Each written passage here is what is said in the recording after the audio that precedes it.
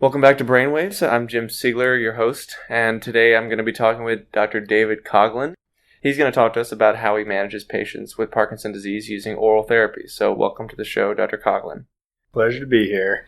Let's start with the case, and then we'll talk about how you manage a patient's symptoms of PD through this case as an example. A 73-year-old gentleman was referred to the Neurology clinic for gait difficulty. His wife reports he has experienced progressive difficulty getting around the house over the last 2 years. There's no particular difficulty in standing from a seated position or ascending or descending stairs. The patient denies any weakness, any imbalance, or any sensory disturbances. He denies back or neck pain, as well as any antecedent trauma or spinal manipulation in the last several years. He carries a prior diagnosis of hypertension and migraine headaches, for which he is managed with amlodipine and ibuprofen as needed. His examination is notable for the absence of spontaneous blinking. He has a right-handed rest tremor of low amplitude and moderate frequency that improves with activity and does not extinguish with distraction. He's slow to rise from his chair and the stance is stooped. Gait initiation is delayed and the stride length is short. In the hallway, he turns en bloc. There is no available neuroimaging or laboratory data for you to review. You suspect he has idiopathic Parkinson disease and are considering empiric treatment for his gait disturbance. So, Parkinson's disease is surprisingly common among the elderly. It's the second most common neurodegenerative disorder after Alzheimer's disease. It has an estimated incidence of 1 in 100 among patients in the U.S. over the age of 80, and over 90% of cases are sporadic. Before neurologic symptoms manifest, patients may report non-neurologic symptoms of constipation, decreased smelling, fatigue, and sleep disturbances. And actually, REM sleep behavior disorder is strongly associated and one of the strongest predictors of Parkinson's disease. The clinical mnemonic TRAP may be helpful in making a correct diagnosis. It stands for tremor, rigidity, akinesia, and postural instability. But the clinical diagnosis is made by the Movement Disorder Society's published criteria, or the older but still prevalent UK Brain Bank criteria. Once recognized, there are simply too many options for treating Parkinson's disease, so how do you decide which therapy you want to initiate? Excellent question, Jim. So the treatment for Parkinson's disease still remains largely symptomatic at this time. Unfortunately, there remains no disease-modulating therapy available despite numerous clinical trials looking into a number of different types of medications. Because of this, though, treatment is not strictly necessary after a diagnosis is made, but rather can be initiated when the patient desires some relief from the symptoms that they're experiencing and can even be somewhat tailored to the individual. It's also worth noticing, as you alluded to, that while Parkinson's disease results in several symptoms, aside from the tremor, rigidity, akinesia, bradykinesia that define the condition, there's a number of non-motor symptoms that are usually just as important and sometimes even more so to the patient than some of these motor problems. The most common non-motor symptoms include anxiety, depression, constipation, poor sleep, and later on in the disease, sometimes orthostasis as well. There are a number of classes of medications that can be useful in alleviating the motor symptoms of Parkinson's disease, namely MAO-B inhibitors, dopamine agonists, Carbidopa Levodopa, and a few other tremor-specific drugs. So the first class of medications that I'd like to talk about are the selective MAO-B inhibitors, namely rasagiline and selegiline. These medications inhibit the breakdown of dopamine, therefore increasing its availability. There had been interest in this class being potentially neuroprotective and disease modulating. However, the DataTop trial failed to show this with selegiline. They're not terribly robust symptomatic medications and can be dosed once a day or twice a day for the selegiline specifically. They're pretty useful as initial treatments for patients who have mild symptoms, and the major downside of them is that they have multiple drug-drug interactions and carry the risk of patients potentially developing severe hypertensive crises or serotonergic syndromes if they're ingesting tyramine or when they're used in combination with other serotonergic agents, some of which are pretty commonly used in clinical practice by other primary care physicians or psychiatrists anyway. The next class I'd like to talk about briefly are the dopamine agonists, ropinirole, pramipexole, rotigotine, and these all act directly on dopamine receptors. These medications have a more moderate potency and come in both immediate release, extended release formulations, and even rotigotine in a patch form. Most practitioners will prescribe these for younger patients with mild or moderate symptoms. They do have several well-described side effects related to nausea, sleepiness that many patients may encounter. They also have this increased likelihood of impulse control disorders that can manifest as compulsive eating, spending, gambling, and hypersexuality. So this brings us to Carbidopa Levodopa, which has been the mainstay of treatment for Parkinson's disease for over 50 years now.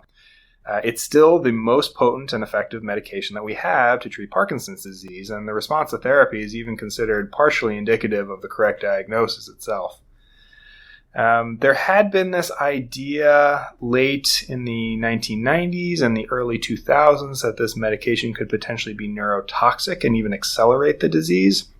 This was partially based on observations that it caused free radical formation and cell death and cell culture, but also that based on the observations that patients who are on this medication for a longer period of times could develop motor complications such as motor dyskinesias and rapid on-off fluctuations. However, multiple clinical trials, including L-DOPA, CALM PD, STRIDE PD, PD Med, and a few others, have really failed to show that Carbidopa Levodopa results in any change in the disease course. It's now felt that the development of motor complications is rather due to disease progression rather than disease treatment with this medication, and that levodopa therapy should certainly not be withheld from patients with moderate or severe disease for these types of concerns of neurotoxicity. Two drugs that are worth mentioning briefly. Trihexyphenidyl is an anticholinergic medication that can be useful in tremor. However, it is very poorly tolerated, even in middle-aged patients, because of the pretty strong anticholinergic side effects. Therefore, we only use it mostly in patients who are younger, for whom tremor is the predominant disabling feature. And the last one that I want to mention also is amantadine. The mechanism of action of amantadine in Parkinson's disease is poorly understood, but is likely useful because of some anticholinergic properties, although it may have some action at dopamine terminals as well. It can be useful for the management of tremor as well as dyskinesias.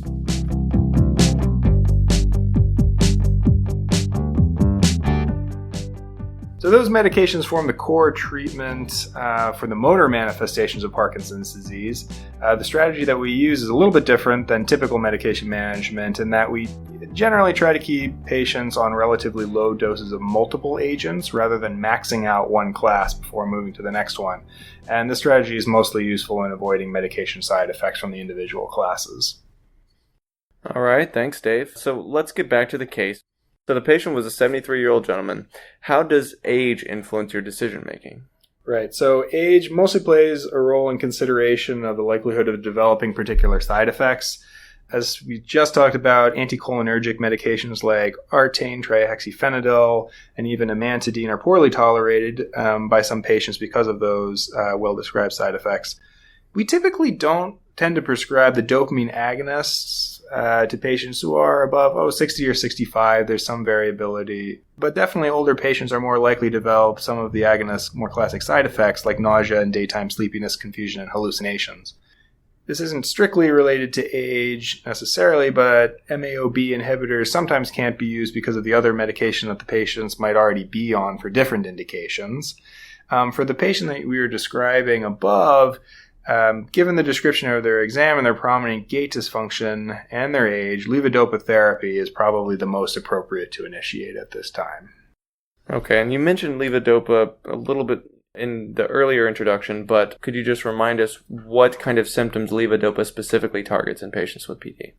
It's particularly good at treating bradykinesia and rigidity at lower doses. You generally have to work it up a bit higher to get more prominent relief from certain gait symptoms, and sometimes at pretty high doses to get control of tremor, especially in tremor-predominant Parkinson's disease patients.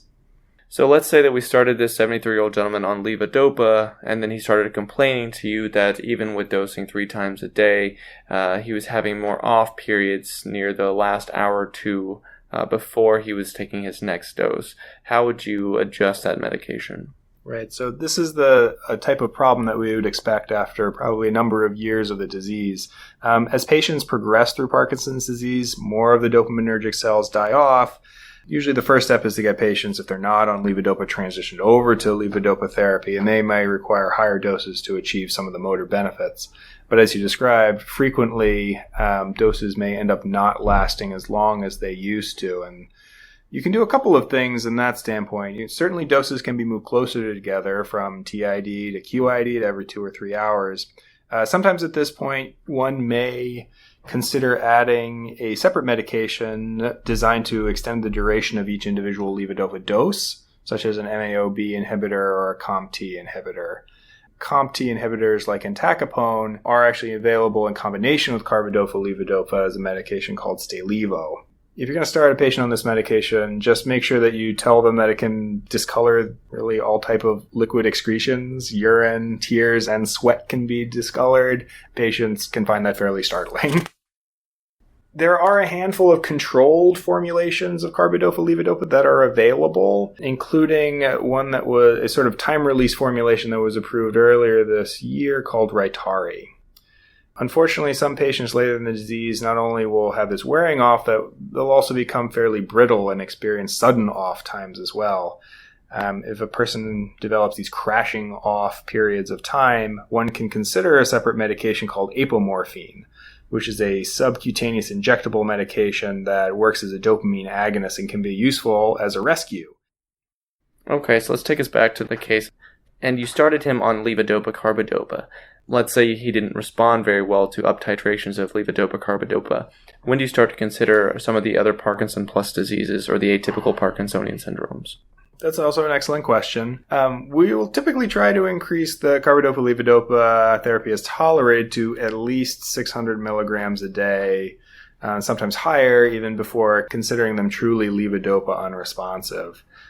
Sometimes an extended titration is necessary to make sure patients tolerate up to a reasonable dose, but abandoning this therapy too early and labeling somebody as levodopa unresponsive can lead to a great deal of confusion later on. There's one sort of exception to this, and that's tremor, which is actually fairly difficult to treat and sometimes requires very high doses of levodopa to get under control, which is why we may end up using different medications as more of a tremor-specific type of therapy.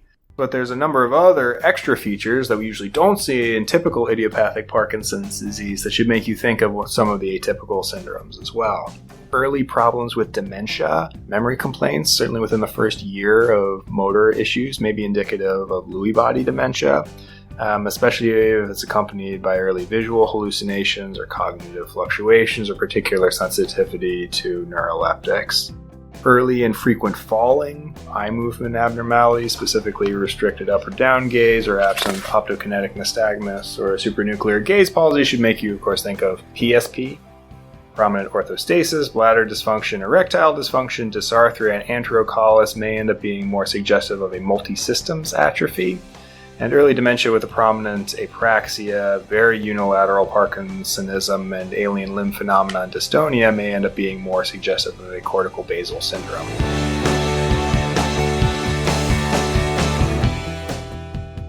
I know we've spent most of this time talking about oral therapies, but let's just take a break for a minute and talk about the role of DBS in Parkinson's disease management. Super. So, deep brain stimulator management should really be considered for patients who are levodopa responsive, who have motor complications of the disease, such as wearing off, sudden on-offs, or in whom motor symptoms are not controlled, but who are experiencing some side effects of the medications that are limiting their utility. It can also be considered a little bit earlier for tremor-predominant Parkinson's disease for greater tremor control as well. It's important to counsel patients about what DBS is likely to improve and what is unlikely to help. So DBS is likely to improve tremor, particularly in the arms or legs. It's more difficult to control midline structures. It's likely to help with bradykinesia, stiffness, and dyskinesias and motor fluctuations. But it's also possible to reduce some of the medications that you're taking after you get a DBS implanted, and sometimes getting on lower doses of your Parkinsonian medications can help alleviate some of these problems as well. There's a handful of things that are not likely to improve and may even get worse with deep brain stimulator placement, and those are voice volume, balance, dysphagia, freezing of gait, and cognition. Cognition is taken especially seriously, and patients with dementia are not good surgical candidates as cognition can worsen after implantation fairly dramatically. Patients with mild cognitive impairment can be considered for staged or unilateral procedure depending on individual circumstances. How do we think that DBS actually works? And briefly, what are the ways that you can adjust the settings of deep brain stimulator once it's been placed? This question is complicated, and it's not entirely fleshed out at this point. So the concept for deep brain stimulation started in the late 1980s when it was discovered that high-frequency electrical stimulation produced clinical effects that were similar to surgical lesioning of a brain area. So even from the start, there was some indication that deep brain stimulator worked through an inhibitory mechanism. However, there's been a number of neurophysiologic studies that also show that DBS has an excitatory effect on at least certain neuronal populations. And even in the face of this conflicting evidence, there's another layer of complexity. Symptoms like tremor improve within a few seconds of changing DBS settings, whereas improvements in conditions like dystonia may take several weeks to manifest after a change in programming. So the short answer is that it's still not known entirely how DBS produces its clinical benefits, but there's solid evidence that it inhibits certain neuronal population, it probably excites others, and it appears to also influence the way that certain neuronal networks function over time. There are 2 targets for Parkinson's disease that are generally accepted at this time. It's the globus pallidus pars interna, as well as the subthalamic nucleus. Both targets have their merits. GPI targeting may be more useful if dystonia is a prominent feature of the disease.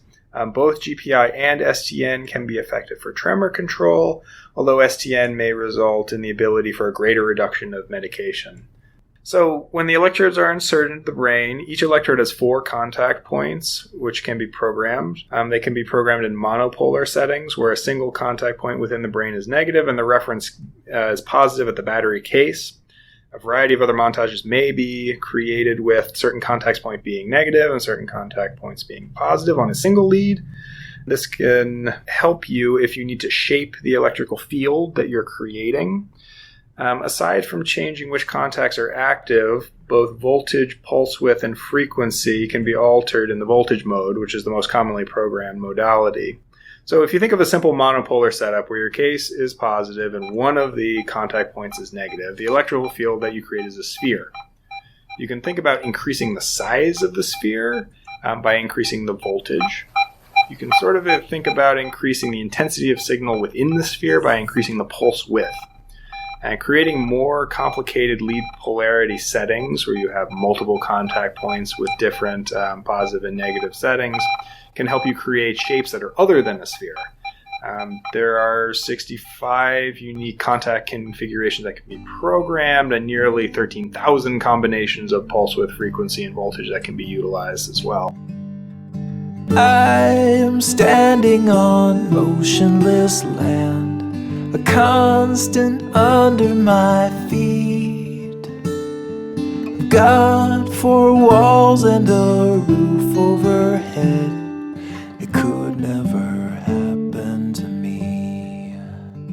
The side effects that you get with DBS are often seen when you are stimulating or inhibiting, it's not entirely clear, adjacent structures rather than your initial targets. So things like the internal capsule or the optic radiations. So most common sort of capsular type of side effects include contralateral hand tingling, face numbness or pulling. If you end up stimulating the optic radiations, you may end up having a patient who is seeing phosphenes briefly, but people will describe a whole bunch of other phenomena aside from this. But it goes away once you turn on the voltage immediately. So DBS isn't the only surgical treatment that's out there for patients. There's also this intrajejunal gel suspension of levodopa, the Duopa pump, which was approved for the US a few years ago, and it's been around in Europe for a longer amount of time. Additionally, there is focus ultrasound lesioning, which was recently approved this month, actually, for unilateral thalamic lesioning in essential tremor, and approvals for Parkinson's disease probably can't be that far down the line. So besides the oral therapies, there still are a lot of other options down the road for patients. Is there anything else you'd like to add before we wrap up the show, David? I think just that in general, that Parkinson's disease, it's a complex neurodegenerative disease that affects many different parts of the nervous system that can manifest in both motor ways, but also a lot of non-motor symptoms as well. There's a wide variety of medications that can be utilized to help alleviate patients' symptoms over the course of years and sometimes decades as well. But I do want to mention, though, that as patients progress through the disease and develop more motor problems or medications become difficult to tolerate or cause their own side effects, that surgical options like DBS, Duopa, and probably a handful of others should be considered for these patients. So it's important to look at a patient with Parkinson's disease from multiple different angles. And while we talk mostly about motor stuff today, it's important to remember that these folks also have a number of non-motor symptoms, often like depression, poor sleep, and orthostasis a little bit later on that might require their own treatment by themselves. Try to look at the Parkinson's disease patient as the whole person. All right, well, thank you so much for your time. I really appreciate you being on the show, David. Thank you for having me. I had a good time. I hope you guys learned a lot too.